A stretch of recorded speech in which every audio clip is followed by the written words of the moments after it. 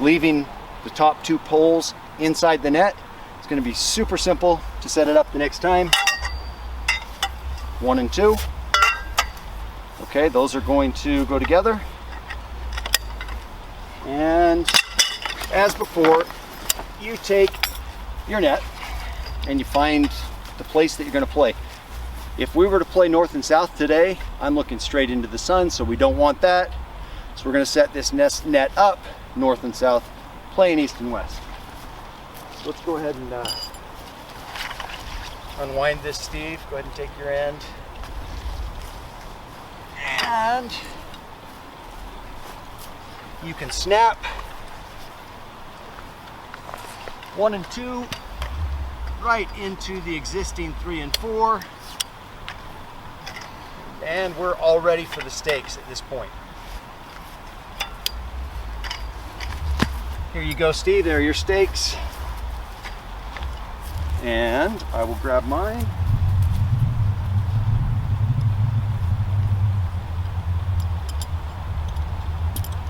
Unwind those. You may have just a little bit of a tangle. And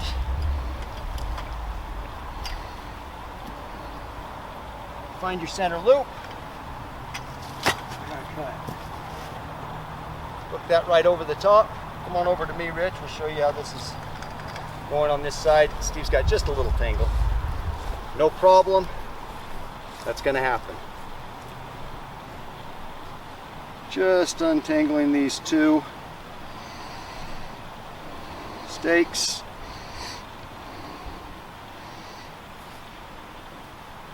There we go. And remember, if you've seen some of our other videos, this is tight along the stake.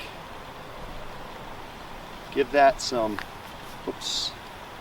give that some space. Go ahead and put it in at a little bit of an angle. Slide that slide tensioner up. Go ahead and put that in at a little angle. Don't worry about that. Steve's going to catch up on the other side. And this side is ready to go. You lean it against the tension. I can come on over here and help Steve. Tilt this up. And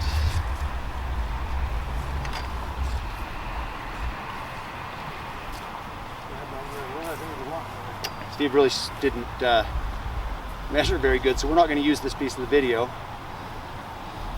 Get those, pull those out. Pull those stakes out. You're way too far. You're way too far back.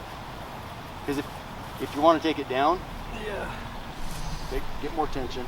So after you have one side up, the other side is super easy. You can tilt that up. Steve has already put those stakes in at about the right point. Slide that over the hook. Estimate about what's going to be square here. And get your tension. Put back on these. Sliding those tensioners. How we're looking. Now always pay attention to, you see this is a little bit twisted. Just go ahead and straighten that out. Get a good look at it, because you're going to use the T at the bottom to be the guide for your boundary lines. So once you feel comfortable that you're square, we're going to show you this time how to set up a quick court where you don't need exact boundaries. You're just going to estimate the boundaries using the cones. But we will use one of the long side boundary markers to help us set those cones where they need to be. So you grab a, go ahead and unwind that for us. Grab a side boundary. Just one stake is all you're going to need this time. And you're going to need the cones. I'll go ahead and take half of the cones while you get that ready.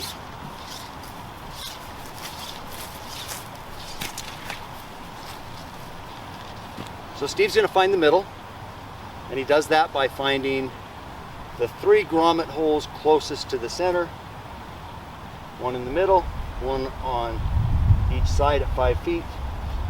He's going to stake that right into the middle, next to the post. And then at that point, don't worry about twists so much now because we're not going to leave this out. You just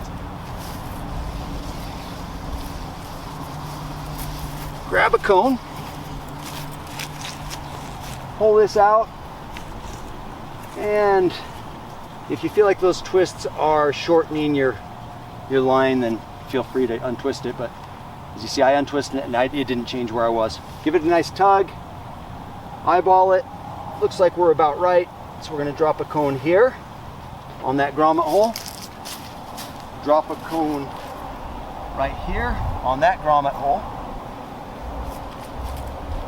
Okay, and then we're going to take those other 2 cones and the boundary marker. And I'll take Steve's job this time. Go ahead and grab that, Steve. It's around the post. Grab it right there. And stake that into the middle. Take a walk back. And we're straight across from each other.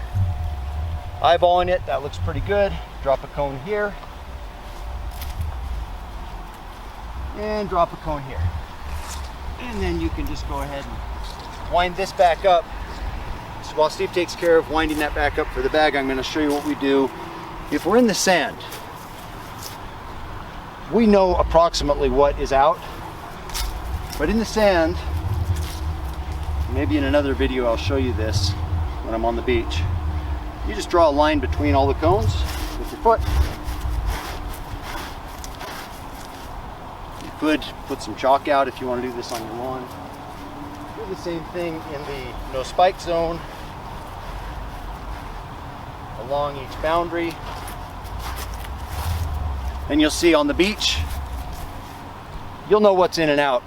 And just keep redrawing those lines as you mess them up. So that's for a quick setup without all the boundary markers. Now,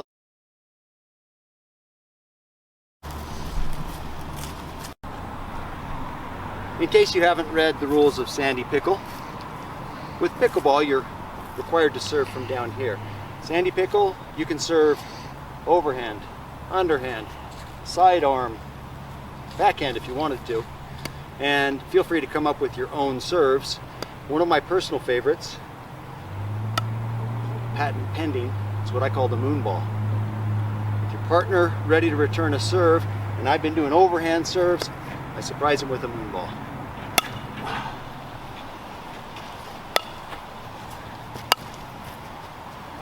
That was maybe a little bit long, but it gets to be extra fun if there's a little bit of wind. It's a high risk, high reward serve.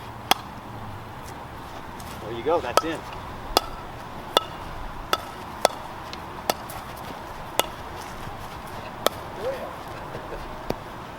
Now, here's an example. Here's an example of an overhand serve. Borrowing from tennis with a little bit of a top spin. Let's try that again. An example of an overhand serve, overhead serve. This overhead serve is something I've been perfecting. I think mine was long. So on this tip,